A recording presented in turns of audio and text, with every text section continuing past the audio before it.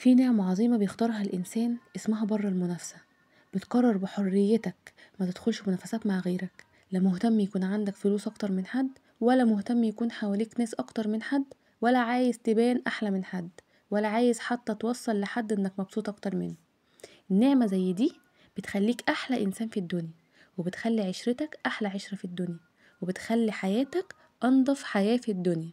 اللي مش بيحاول في النعمة دي بيضيع عمره كله في الولا حاجة. ازيكم عاملين ايه؟ النهاردة عايزة اتكلم معاكم عن نوع كده من الناس، والنوع ده اسمه الناس اللي في حالها. عارفين الناس دي اللي تحسيهم كده ماشيين جنب الحيط، لا بيدوروا على منافسة، ولا بيغيروا من حد، ولا بيحقدوا على حد، ولا حتى بيحطوا نفسهم في مقارنة مع حد. والله العظيم النوع ده بقى قليل قوي. تحس العالم كله بقى جري جري جري وحقد، ومين عمل اكتر، ومين سبق، ومين احسن، ومين جاب ايه، ومين اشترى ايه، ومين سافر فين. انما الناس دي في حالها، دول نعمة.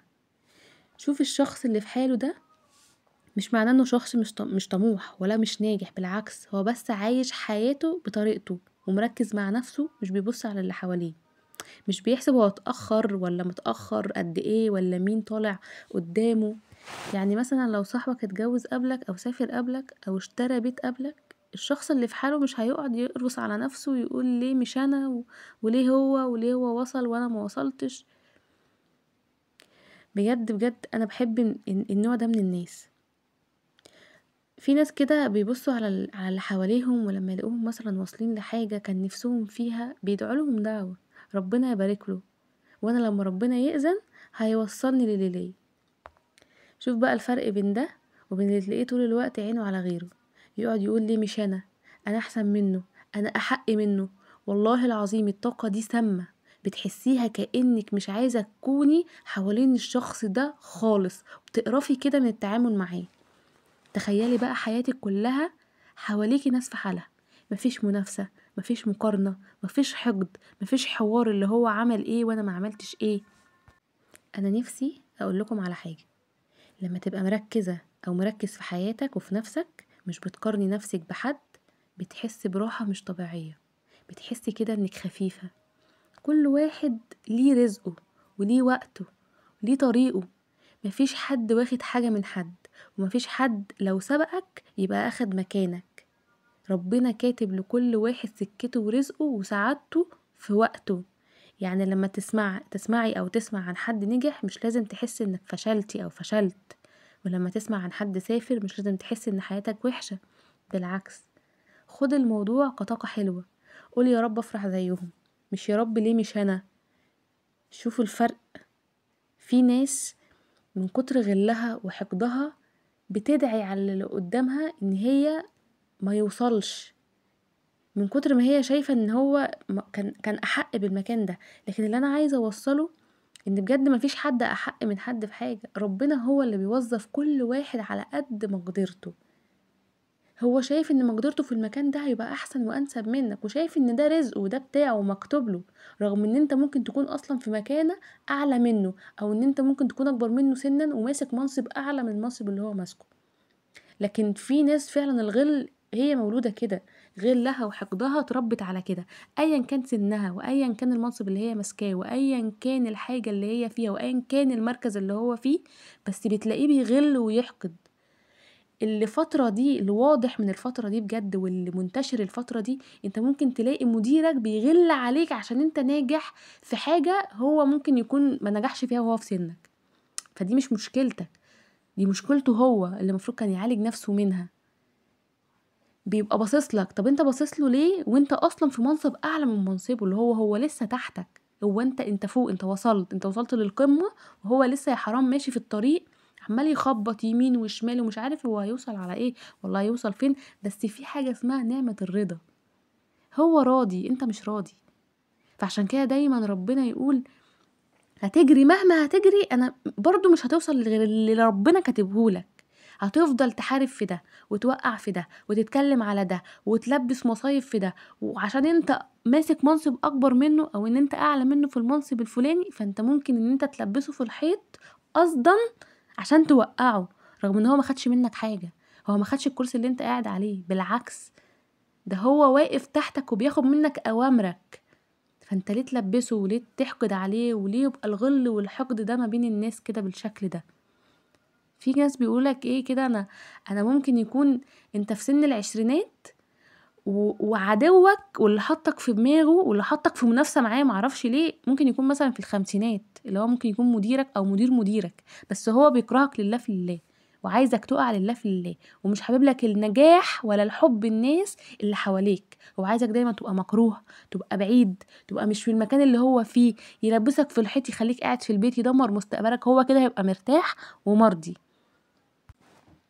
الشخص اللي في حاله ده تعب على نفسه، تعب انه يبقى قوي، تعب انه يقوي ثقته بنفسه، تعب انه يفهم ان الدنيا مش سباق، تعب انه يقتنع ان النجاح مش مقارنة، النجاح رحلة شخصية تخصك انت بس، ما تخصش اي حد تاني. يعني كل واحد بيطلع جبل لوحده، ممكن تبص لحد تلاقيه هو سبقك، بس انتي طالعة وانتي شايلة شنطة اتقل من الشنطة بتاعته، الطريق اللي قدامك مثلا ممكن يكون فيه مطبات اكتر، ما ينفعش نقارن نفسنا بحد خالص. ولو قعدت ابص حواليا عمرك ما هتوصل، والله انا لو قعدت ابص لده شويه وابص لده شويه واقول لده اشمعنى ده وصل وانا لسه ما وصلتش، انا عمري ما هوصل لاي حاجه.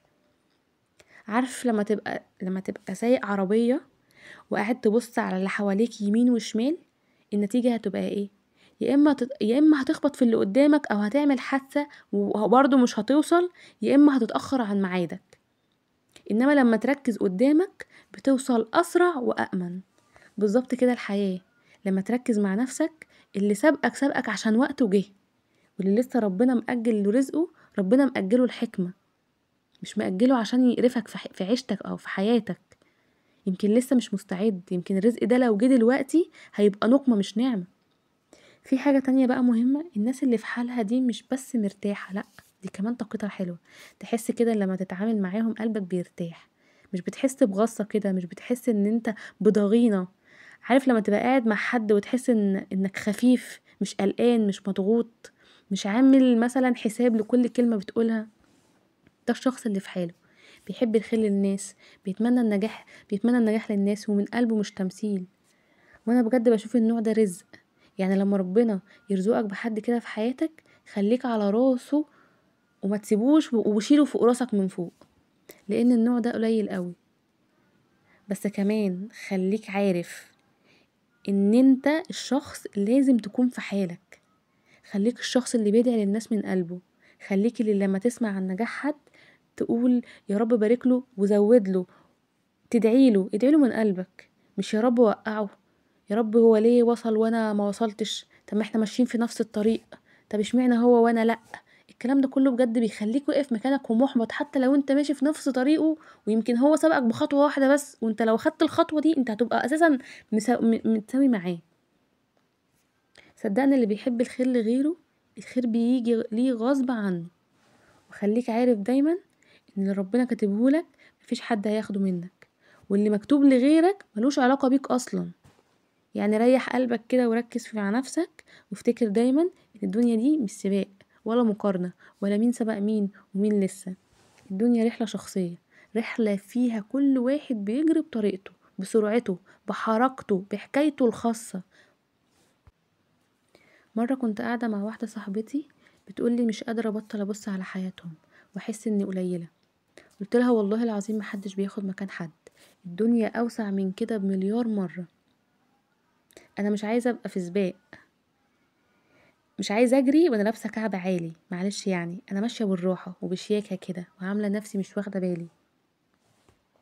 لما تبقي ماشية في حياتك عادي وفجأة تلاقي كل حاجة بتتسهل كده وانت مش مضغوط، كل حاجة كده ماشية بسلاسة، زي ما يكون ربنا بيقولك برافو عليكي كملي.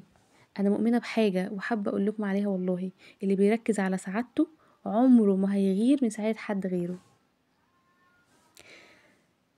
بتحسي بايه بقى كده لما تلاقي واحدة نجحت قبلك؟ بتاخدي الموضوع بطاقة حلوة ولا بتتأثري؟